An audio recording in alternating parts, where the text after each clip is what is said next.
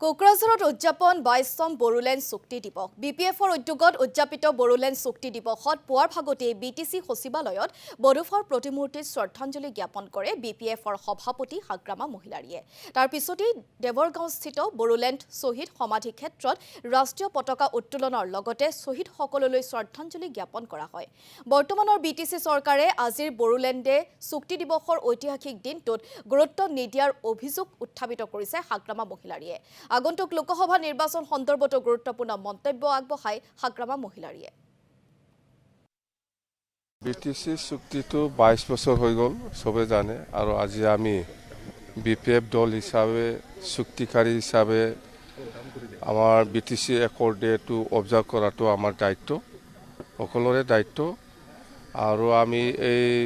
বড়োলেণ্ড ডেটো গোটেই বিটিচি এৰিয়াত আমাৰ বিপিএফ দল যিমান ডিষ্ট্ৰিক্ট আছে আৰু ব্লক কমিটি আছে সকলোকে আজি অবজাৰ্ভ কৰিবলৈ দিয়া হৈছে আমাৰ এমপি ইলেকশ্যনৰ প্ৰিপাৰেশ্যনটো খুব ভালকৈ চলি আছে আমাৰ এতিয়া কোকৰাঝাৰটো আমাৰ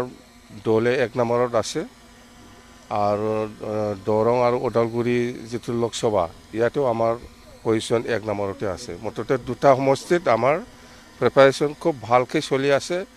আৰু দুটা সমষ্টিত জিকাটো আমাৰ মানে 100% ফাইনাল হৈ আছে আজিৰ দিনত কেণ্ডিডেটটো আমি মাৰ্চত ডিক্লেয়াৰ দিম মানে কেণ্ডিডেটটো কোকৰাঝাৰতো ৩জন আছে বিচাৰাটো ওদালগুৰিতো ৩জন আছে বিচাৰাটো আমি মাৰ্চত